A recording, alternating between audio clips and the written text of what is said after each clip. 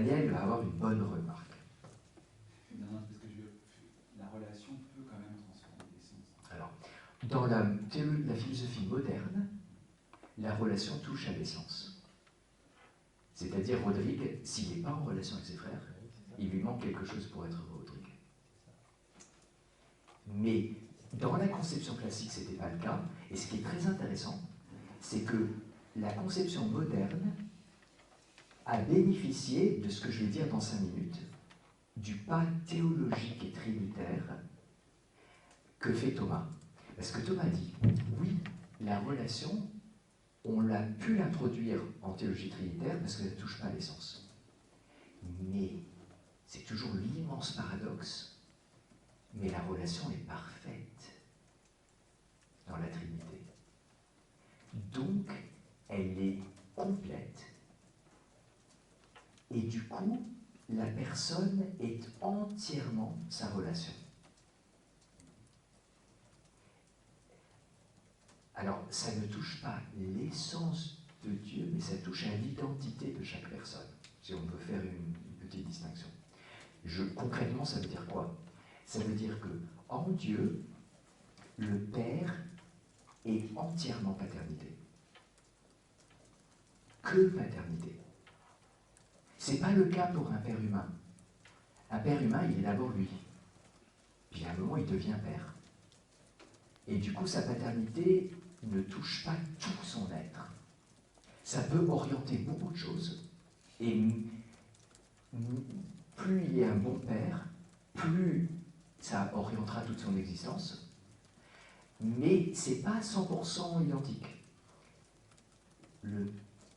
Puisque la paternité de Dieu est éternelle, il n'a jamais pas été père, comme le Fils n'a jamais pas été fils, ou n'a jamais pas été né, comment on dit, il est toujours né. Donc le Père est entièrement, et que, uniquement, totalement, Père. Chaque molécule, ça n'existe pas en Dieu, mais chaque molécule de son être de Père est Père, et paternité. Quand tu dis uniquement, il ne va pas limiter Dieu. On parle, oui, c'est exactement. On ne parle pas de Dieu, on parle du Père. Le Père est que Père. En tout cas, il n'est pas fils. Donc il y a une limite, ça c'est clair. Il n'est pas fils. Le Père n'est pas fils. L'essence de Dieu n'a pas de limite. Mais chacune des personnes est uniquement sa relation. Et le Fils est que Fils. Il n'est jamais autre chose. Il n'a jamais été autre chose, il ne sera jamais autre chose, c'est tout lui.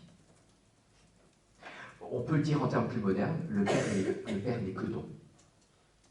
Le Fils est que réception.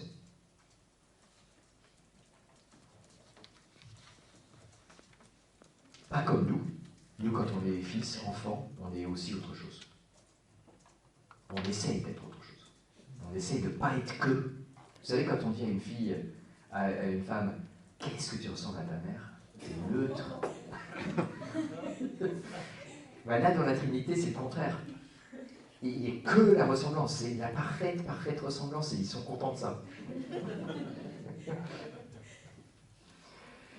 Et l'esprit est que inspiration, il est que don, il est que amour, parfaitement ça. Et alors c'est intéressant, parce que ça veut dire que du coup, que la réciprocité est extrêmement forte. L'identité de chaque personne se fait par les autres. En Dieu, l'identité de la personne, puisqu'elle est que la relation, elle est entièrement par les autres.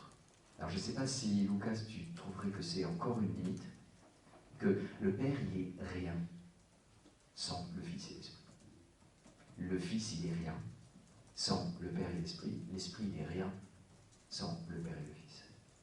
Parce que ils sont leur relation.